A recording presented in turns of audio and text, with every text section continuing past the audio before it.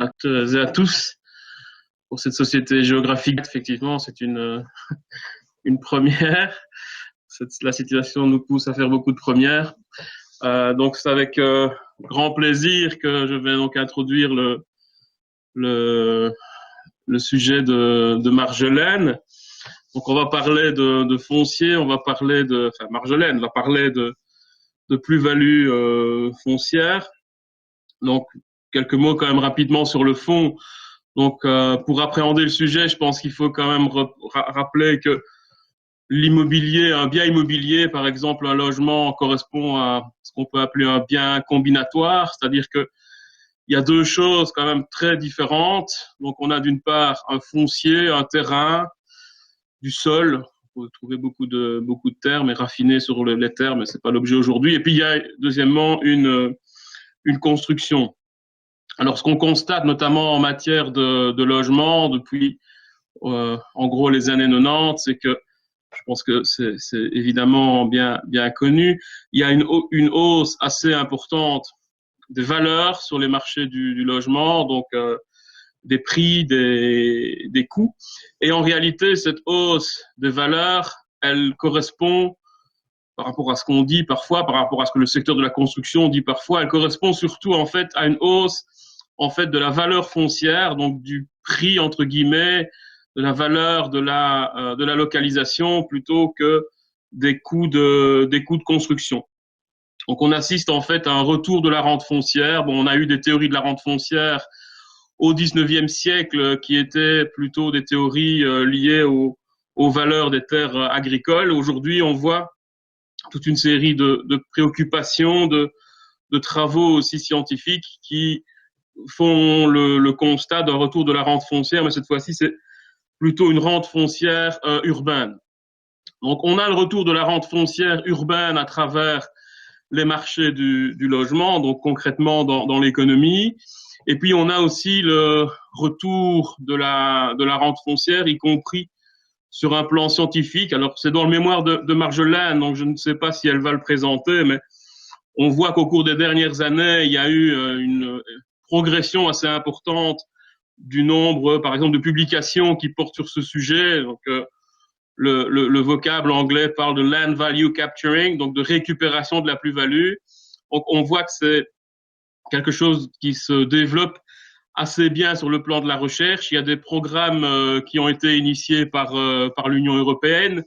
Il y a des programmes aussi qui sont en cours au niveau de l'OCDE. Donc, c'est vraiment une problématique globale de savoir comment, finalement, dans divers contextes, les autorités publiques peuvent récupérer cette valeur foncière dont, en dernière analyse, elles sont quand même quelque part à l'origine. Donc, c'est pas le propriétaire qui est à l'origine des valeurs foncières, c'est plutôt globalement le travail de la collectivité. Alors, il y a une multiplicité en fait de pratiques et donc le travail de Marjolaine dans ce courant, on va dire, a été de débroussailler le sujet par rapport à trois contextes. Donc, on voulait comprendre comment les choses se passent en Wallonie par rapport à ce qui se passe dans deux autres contextes. Donc, en l'occurrence, Marjolaine a analysé la Norvège et elle a aussi analysé la France. Et donc, comme l'a dit Sébastien, tout ça a conduit à une excellente recherche puisque ça a conduit effectivement à ce prix Spork. Donc, excellent mémoire pour évidemment une excellente étudiante. Un mémoire évidemment très, très sérieux. Le seul petit regret finalement, c'est évidemment de nouveau le confinement, puisque ça n'a pas permis à Marjolaine notamment d'aller en Norvège alors qu'on avait prévu en particulier un financement. Mais malgré ça, on a utilisé la visioconférence, elle a pu contacter les experts pour voir notamment comment les choses se passent du côté de la Norvège. Alors après son mémoire, Marjolaine a travaillé un peu avec nous, donc comme chercheuse. Alors on a perdu une potentiellement, je pense, très bonne chercheuse, mais c'est sans doute pour la bonne cause puisque Marjolaine a décidé d'aller plutôt vers l'enseignement. Donc voilà, on a perdu une excellente chercheuse, mais je pense qu'à moyen terme, c'est pas nécessairement une mauvaise chose puisque ce sera sans doute une excellente enseignante qui va peut-être nous permettre aussi d'intéresser de nouveaux étudiants pour la section pour la section de géographie, et on sait que on manque évidemment d'étudiants, donc je ne doute pas que Marjolaine va contribuer à générer de nouvelles vocations. Je ne sais pas si elle va tout de suite leur parler de la rente foncière, il y a peut-être d'autres sujets, mais elle pourra notamment, j'espère bien en tout cas, leur parler à un moment donné de la rente foncière. Voilà, et donc je profite évidemment de tout cela pour la remercier pour son travail. Voilà, merci et à bientôt. Merci beaucoup. Alors, je vais ici directement partager mon écran. Donc, est-ce qu'on pourrait me confirmer que vous voyez bien mon PowerPoint? Oui, c'est parfait. Ok, super, merci. Ben voilà, comme l'a dit Monsieur Halleux, donc ici, moi je vais vous présenter donc le mémoire que j'ai réalisé dans le cadre donc, du master en sciences géographiques, orientation générale à finalité spécialisée en développement territorial. Donc il s'intitule comme suit, donc comment se passe la collectivisation de la plus-value foncière en Wallonie, comparaison avec la situation en France et en Norvège. Alors pour faire cela, donc j'ai analysé les dispositifs indirects qui sont prévus dans la législation donc pour collectiviser les plus-values foncières. J'ai confronté cette législation avec les réalités du terrain et puis j'ai mené une réflexion sur l'articulation entre la qualité territoriale et l'équité sociale. Alors ici, la structure de la présentation, donc je vais premièrement introduire quelques notions de base, ensuite je présenterai rapidement la méthodologie qui a été mise en œuvre. Ensuite, un point important, ça va être l'analyse de la situation de droit. Donc là, c'est vraiment ce qui est prévu dans la législation, donc des 3 contextes qui ont été étudiés, donc qui sont la Wallonie, la France et la Norvège. Ensuite, je m'intéresserai à la situation de fait. Donc ça, c'est vraiment concrètement quelles sont les pratiques sur le terrain. Et puis, je conclurai. Alors déjà, qu'est-ce que c'est au final la collectivisation de la plus-value foncière? Donc, Monsieur Halleux en a déjà dit quelques mots. Donc, il faut savoir que ça vient du concept anglo-saxon, donc Land Value Capture, qui correspond au mécanisme par lequel les autorités publiques captent, donc collectivisent, tout ou une partie de l'augmentation de la valeur du foncier. Donc, c'est pour ça qu'on parle de plus-value foncière ou encore de rente foncière positive. Et il faut savoir que cette augmentation de la valeur du foncier, elle est générée par les investissements des autorités publiques. Alors, il faut savoir que sur le terrain, on constate vraiment à l'heure actuelle un développement important des recherches sur le sujet. Donc, comme l'a dit Monsieur Halleux, que ce soit au niveau de l'Union européenne, de l'OCDE. Par exemple, ici, donc sur la gauche du slide, vous avez un graphique qui est issu de Scopus qui reprend le nombre de documents entre 1970 et entre 2019 qui contenaient, que ce soit dans le titre, le résumé ou en mots-clés, les termes Land Value Capture. Donc, on voit vraiment que ces dernières années, on a un intérêt qui est croissant. Alors, cet intérêt croissant, il s'explique par le développement de pratiques qui sont vraiment très hétérogènes sur le terrain. Et donc, on a de nombreuses interrogations qui existent, que ce soit sur les instruments en tant que tels de collectivisation en contexte urbain, sur les risques, sur la légitimité des pouvoirs publics, ou encore sur les impacts urbains et spatiaux donc de la collectivisation de la rente foncière. Alors ici, la recherche, elle s'inscrit vraiment donc dans ce contexte global de réflexion et elle a pour but vraiment d'amener à une meilleure connaissance sur le fonctionnement, plus spécifiquement sur le fonctionnement des dispositifs similaires, semblables à ceux présents en Wallonie. Alors, comme l'a dit également Monsieur Halleux, il existe vraiment de nombreux outils de collectivisation. Ici, la recherche, donc vous avez par exemple la figure ici qui est tirée de l'OCDE, qui reprend tous les outils de collectivisation qu'on peut retrouver. Moi, ici, je me suis vraiment focalisée donc, sur ceux qui sont semblables aux pratiques wallonnes, donc c'est-à-dire aux conditions et aux charges d'urbanisme. Et donc, au final, j'ai décidé de me focaliser sur les dispositifs de collectivisation à destination du financement des équipements publics. Ici, on va parler, en tout cas dans la littérature, en la matière, on parle de dispositifs de collectivisation indirecte, puisqu'ils ont été développés pour profiter de cette plus-value foncière, mais sans le dire directement. C'est-à-dire que les pouvoirs publics vont recourir à une justification qui est dite alternative. Ils vont collectiviser la plus-value foncière, mais sous le prétexte du financement des équipements publics. Alors pourquoi? Tout simplement parce qu'il serait fort impopulaire, peu attractif, voire même complexe de dire aux gens, tout simplement, la plus-value foncière, elle revient à la collectivité. Donc les autorités préfèrent faire ça sous le couvert du financement des équipements publics. Alors justement ici, pour essayer de vous préciser un peu ce que c'est au final la collectivisation de la plus-value foncière, on peut voir ça sous la forme d'un cycle vertueux qui se déroule vraiment en 3 étapes. Donc on a la première étape où ce sont vraiment les pouvoirs publics qui vont investir dans des infrastructures, dans des équipements publics au sein d'une zone afin de répondre à une demande. Donc ça va par exemple être aménager des ronds-points, réaliser des routes, des équipements publics, etc.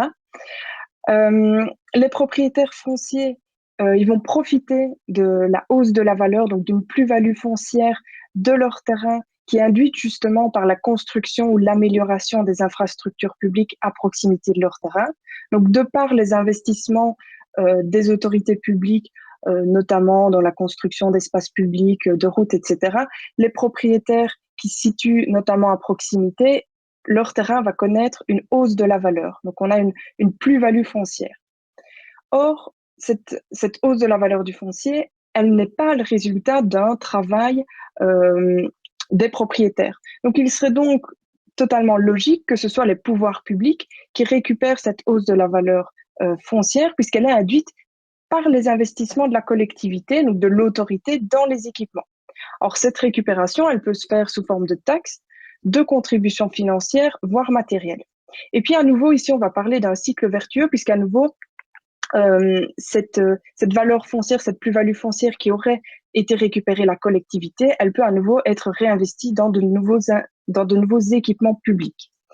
Alors ici, le principe, si on devrait vraiment résumer fortement le principe de collectivisation de la plus-value foncière, c'est vraiment ce qui résulte du travail de la collectivité revient en toute logique à la collectivité. Alors au niveau vraiment du travail de recherche, donc il poursuivait 2 grands objectifs. Donc d'une part, comme j'ai déjà dit, c'était de positionner les pratiques et les spécificités wallonnes à travers l'analyse de cas étrangers. Ensuite, c'était de développer une réflexion sur l'articulation entre d'une part l'objectif de qualité territoriale et d'autre part l'objectif d'équité sociale, qui sont 2 objectifs poursuivis par les dispositifs de collectivisation indirecte de la rente foncière. Et pour ce faire, il y a 3 sous-questions de recherche qui ont été émises. Donc la première, quels sont les dispositifs indirects qui sont prévus par les législations pour permettre la collectivisation des plus-values foncières? Donc là, on s'intéresse bien à la situation de droit, donc on traite l'aspect juridique. Ensuite, dans un deuxième temps, donc comment les choses fonctionnent-elles concrètement? Donc là, on s'intéresse vraiment à la situation de fait, l'analyse des pratiques sur le terrain. Et enfin, comment s'articule l'objectif justement de qualité territoriale et l'objectif d'équité sociale. Alors justement, une dernière petite précision théorique. Donc il faut savoir que la qualité territoriale, ça correspond à l'objectif qui est recherché par les politiques d'aménagement du territoire. Donc ça va résulter d'une multitude de facteurs et c'est à l'image des ambitions territoriales de la collectivité. Donc c'est bien propre à chaque État. Et puis, on a de l'autre côté l'équité sociale, où là, ça va poursuivre un double objectif. Donc, d'une part, de récupération des coûts publics et d'autre part, de collectivisation de la rente foncière. Alors, l'équité sociale, elle peut notamment consister en un partage de la plus-value foncière entre le propriétaire et la collectivité. Alors, si de prime abord, ces 2 objectifs ici, ils peuvent paraître éloignés, ils sont dans les faits intimement liés. Et ils sont même en lien, on le verra, avec les outils de collectivisation. C'est pour ça qu'ici, dans le cadre de ce mémoire, enfin du mémoire et de la recherche qui a été menée, j'ai décidé de les considérer simultanément. Alors maintenant, si on s'intéresse assez rapidement à la méthodologie qui a été mise en œuvre, donc je suis partie de l'exemple wallon. Pourquoi la Wallonie et pas la Belgique? Tout simplement parce que la compétence d'aménagement du territoire est régionalisée. J'ai comparé donc les pratiques, la législation wallonne avec les pratiques françaises. Alors pourquoi la France? La France, malgré en fait sa proximité avec la Wallonie, on constate vraiment que le contexte en termes d'aménagement du territoire et les dispositifs de collectivisation sont assez différents. Et puis enfin, j'ai comparé donc ces pratiques, cette législation avec les pratiques norvégiennes. Alors pourquoi la Norvège? Pour 2 raisons. Donc premièrement, les autorités norvégiennes mènent une politique efficace de lutte contre l'étalement urbain, ce qui va se traduire sur le terrain par une qualité territoriale élevée. Et puis deuxièmement, parce que la Norvège connaît un haut degré d'équité sociale, donc elle possédait notamment en 2018 l'IDH, donc l'indice de développement humain le plus élevé. Alors au niveau des différentes étapes de recherche qui ont été menées, donc dans un premier temps, je me suis vraiment intéressée à la littérature scientifique sur les notions théoriques en lien avec la collectivisation de la plus-value foncière. J'ai ensuite participé à des formations et notamment en webinaire. Une étape importante, ça a été l'analyse des législations, donc des 3 contextes. Ensuite, j'ai analysé quelques études et des recherches spécifiques donc sur le sujet qui ont été menées dans les 3 contextes. Et enfin, j'ai pu échanger des mails, avoir des entretiens téléphoniques avec des témoins privilégiés donc dans les 3 contextes. Alors maintenant, si on s'intéresse à la situation de droit, donc là, c'est vraiment, on va regarder concrètement dans les 3 contextes ce qui est prévu dans la législation, dans le code. Alors en Wallonie, il faut savoir qu'on a 2 dispositifs. Donc on a d'une part les conditions d'urbanisme. Donc ce sont des actes ou des travaux qui sont nécessaires soit à l'intégration du projet à l'environnement bâti ou non bâti, soit à la faisabilité du projet, donc c'est-à-dire à sa mise en œuvre et à son exploitation. Un deuxième outil qui existe, ce sont les charges d'urbanisme. Donc là, ce sont des actes ou des travaux à l'exclusion de toute contribution financière en numéraire qui sont imposés aux demandeurs en vue de compenser l'impact du projet sur la collectivité au niveau communal. Alors moi, je me suis quand même plus spécifiquement intéressée aux charges d'urbanisme. Les charges d'urbanisme, on le dit bien dans la définition, l'objectif est bien de compenser l'impact. Donc on voit bien qu'il y a un objectif plus global qui est poursuivi, ça va être l'objectif d'équité sociale. Alors en France, on a également deux dispositifs qui existent. Alors contrairement à la Wallonie où les conditions et les charges d'urbanisme sont 2 outils qui sont fort proches, assez ambigus et souvent confondus. Pourquoi? Parce qu'en fait, un même élément peut être demandé à un promoteur tant en conditions d'urbanisme qu'en charge d'urbanisme. Donc tout va dépendre de la justification que l'autorité publique va utiliser. Tandis qu'ici, en France, on a 2 outils, donc d'une part la taxe d'aménagement et d'autre part le projet urbain partenarial, qui sont vraiment 2 outils assez distincts, qui vont être utilisés dans des contextes assez différents. Donc on a d'abord la taxe d'aménagement.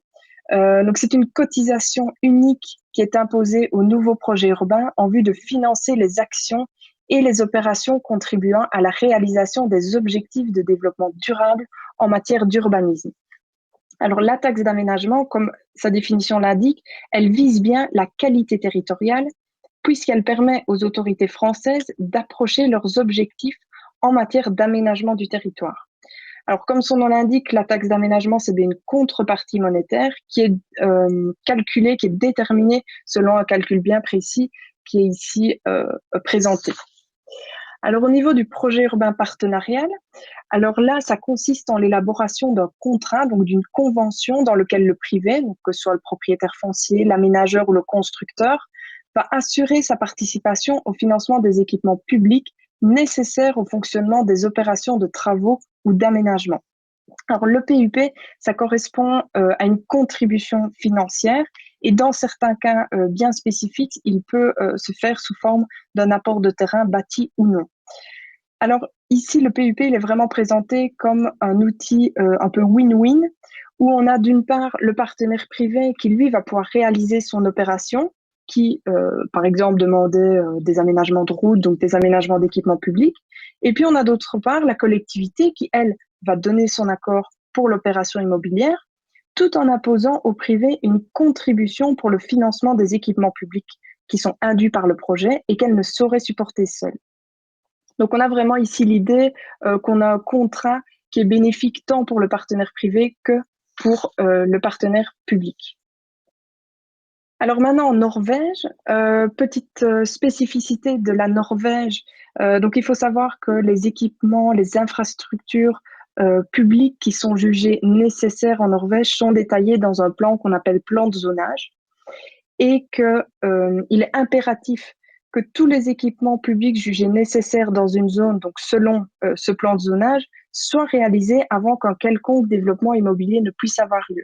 Donc, c'est-à-dire que si un promoteur arrive avec un projet qu'il veut développer dans une zone, il ne pourra le faire que si tous les équipements publics, toutes les infrastructures qui sont jugées nécessaires d'après le plan de zonage pour cette zone-là ont été déjà réalisées. Alors, on a deux outils de collectivisation. Donc, on a d'une part les accords de développement. Donc, ce sont des accords qui sont conclus entre la collectivité territoriale et le développeur, qui résultent de négociations entre ces deux parties et qui portent sur le financement des infrastructures techniques de la zone considérée présente dans le plan de zonage. Alors, une spécificité pour les accords de développement, c'est qu'il est interdit d'imposer une contribution aux promoteurs pour des infrastructures sociales. Donc, ça va être par exemple écoles, crèches, etc.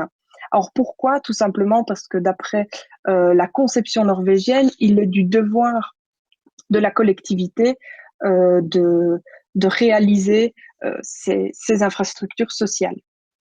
Alors ensuite, on a un deuxième outil, les obligations de remboursement. Alors dans les faits, les accords de développement et les obligations de remboursement sont deux dispositifs qui sont intimement liés, qui sont fort proches. Donc les obligations de remboursement, qu'est-ce que c'est? Donc c'est le remboursement que peut réclamer un promoteur pour les frais déboursés dans certaines infrastructures publiques, donc par exemple la construction de routes, de réseaux d'égouttage ou encore de canalisation d'eau, aux propriétaires de la zone qui vont profiter de la réalisation de ces équipements. Donc les obligations de remboursement, c'est tout simplement un peu une forme spécifique d'accord de développement. Donc là, c'est vraiment avec les obligations de remboursement, le promoteur qui, s'il veut vraiment développer son projet immobilier dans une zone, va devoir s'acquitter donc de toutes les infrastructures publiques jugées nécessaires d'après le plan de zonage. Sauf qu'il y a peut-être des propriétaires fonciers de cette zone qui, eux, vont justement profiter du fait qu'un promoteur veuille réaliser un projet dans leur zone et donc que ce promoteur réalise seul les infrastructures publiques. Donc ici, les obligations de remboursement, ça permet au final d'assurer une certaine équité entre différents propriétaires d'une zone. Maintenant, si on s'intéresse aux accords de développement en tant que tels, là, on poursuit bien un objectif de qualité territoriale comme défini au début de cette présentation. Alors maintenant, au niveau de la situation de fait, donc là, c'est concrètement quelles sont les pratiques sur le terrain. Alors ici, j'ai dû me focaliser sur certains éléments. Je ne vais pas pouvoir malheureusement tout vous présenter. J'ai décidé de présenter spécifiquement l'influence du contexte d'aménagement du territoire sur la motivation des pouvoirs publics pour recourir justement aux outils de collectivisation. Alors le contexte d'aménagement du territoire, c'est vraiment un élément à ne pas négliger dans une telle analyse puisqu'il va être favorable ou non à la collectivisation de la rente foncière. Et ce contexte, il va justifier également les motivations donc, qui poussent les autorités à recourir à de tels outils. Il faut vraiment différencier d'une part les discours officiels, donc les arguments, donc là ça va être au final un peu ce qui est présent dans la législation, pardon, et d'autre part les finalités plus officieuses, donc ça va être vraiment les motivations. Alors au niveau du contexte en termes d'aménagement du territoire, donc on a d'abord la Wallonie, donc la Wallonie qui connaît un étalement urbain important, étalement urbain, donc grosso modo, ça veut dire densité faible et urbanisation croissante. Maintenant, récemment, on a la politique du stop béton qui a été mise en œuvre, donc peut-être que les choses vont changer. En France, on connaît vraiment une diversité territoriale, donc on a des enjeux d'aménagement du territoire qui sont variés. Donc ça va de la lutte contre l'étalement urbain, préoccupation environnementale, densification des espaces existants, etc. Et puis on a la Norvège, où là on a un développement territorial qui est axé sur le modèle de la ville compacte qualitative. Donc la ville compacte qualitative, qu'est-ce que ça veut dire? Ça veut dire limiter l'extension, utiliser la ressource foncière vraiment de manière parcimonieuse, mais tout en renforçant la qualité pour les habitants, donc pour qu'au final cette densité soit acceptée. Alors ce contexte, il a des conséquences en termes d'équipement public. Donc en Wallonie, avec l'étalement urbain, on a une faible productivité de certains services collectifs. On a des coûts en services collectifs qui sont plus élevés puisque les infrastructures, assurances et services doivent s'adapter à l'urbanisation qui est extensive et excentrée. Et donc au final, quelles vont être les motivations des pouvoirs publics pour recourir aux outils de collectivisation qui vous ont été présentés? Donc, d'une part, les conditions d'urbanisme, ça va être de rendre le projet compatible aux règles et aux restrictions communales. Donc là, on reste vraiment dans le même ordre d'idées que la manière dont les conditions d'urbanisme sont définies dans la législation. Et puis, on a les charges d'urbanisme. Là, c'est tout simplement les collectivités territoriales ont besoin d'argent. Donc, elles ont besoin d'argent pour fournir les équipements publics nécessaires. Alors, en France, donc je l'ai dit, on a une diversité territoriale. Maintenant, on se retrouve vraiment avec une urbanisation qui est croissante dans les grandes villes, ce qui entraîne des coûts en équipement public, en terrain et en mobilité. On a une augmentation des écarts sociaux et au final, on se retrouve avec des budgets publics qui sont vraiment sous pression donc pour renouveler, construire ou adapter les équipements publics. Alors, au niveau des motivations donc pour recourir aux outils de collectivisation, la taxe d'aménagement, c'est tout simplement pour assurer une rentrée financière aux collectivités territoriales. Et cette rentrée financière, elle va notamment servir à financer les équipements publics induits par l'urbanisation. Au niveau du projet urbain partenarial, donc là, c'est d'une part de faire participer les développeurs aux équipements publics qui sont induits par leur développement. Donc là, on reste cohérent avec la législation, mais c'est aussi le fait de mettre en place un PUP, assurer pour l'autorité publique le respect de ses ambitions territoriales. Donc le fait d'avoir une convention, d'avoir un contrat qui est discuté, signé par les deux parties, ça permet au final que les deux se mettent d'accord et fassent part de leurs intérêts respectifs. Alors en Norvège, donc comme je l'ai dit, on a le modèle de la ville compacte qualitative qui est poursuivi, ce qui entraîne donc une haute qualité territoriale qui est recherchée. Donc ça a pour conséquence des coûts non négligeables en équipements publics et notamment en espaces verts, et des équipements publics qui doivent être adaptés à un usage intensif. Alors, les motivations pour recourir aux outils de collectivisation, donc on a d'une part les accords de développement. Là, c'est vraiment donc avoir l'aide du privé pour financer la qualité territoriale qui est recherchée, donc via la participation aux infrastructures techniques, donc toujours dans le respect du plan de zonage. Donc là, à nouveau, on est cohérent avec la législation. Et puis, au final, les obligations de remboursement. Donc là, c'est vraiment un outil qui a été développé par les autorités, au final, pour éviter tout recours juridique. Si un seul promoteur devait supporter l'ensemble des équipements publics d'une zone à développer, alors que d'autres propriétaires fonciers pourraient peut-être en profiter par la suite. Alors pour conclure, donc le mémoire, la recherche qui a été menée, elle poursuivait vraiment deux grands objectifs. Donc je vous l'ai dit, c'était de positionner les pratiques et les spécificités wallonnes à travers l'analyse de cas étrangers. C'était de développer une réflexion sur l'articulation entre l'objectif de qualité territoriale et l'objectif d'équité sociale, donc qui sont tous deux poursuivis par les dispositifs de collectivisation indirecte de la rente foncière. Alors, plusieurs éléments de réponse ont pu être apportés. Alors, un élément qui n'a pas ici été plus développé, maintenant si ça vous intéresse, mon mémoire est disponible, c'est notamment l'impact de la localisation sur les pratiques de collectivisation indirecte de la plus-value foncière. Donc, ce que j'ai pu constater vraiment dans les trois contextes, c'est qu'au final, c'est la proximité aux métropoles qui va créer une hausse de la valeur du foncier, puisque plus une commune va être proche d'une métropole, plus les prix du terrain vont être impactés positivement, puisque une partie des revenus qui sont produits par les métropoles se traduisent en une hausse de la valeur du foncier proche. Alors ici, ce que j'ai pu constater, c'est vraiment au final que seules les communes qui appartiennent à la zone profitant d'une hausse de la valeur foncière ont la possibilité et ont l'intérêt de recourir à ces outils. Et ce, donc, quel que soit le contexte étudié. Alors, deuxième élément de réponse, donc ça, ici, c'est celui qui a été développé dans cette présentation. Donc, c'est l'impact de l'historique des politiques territoriales et le contexte en matière d'aménagement. Donc, on voit bien qu'on a trois contextes assez différents. On a la Norvège avec des ambitions territoriales élevées, mais ce qui entraîne un certain coût. On a la France avec une diversité territoriale.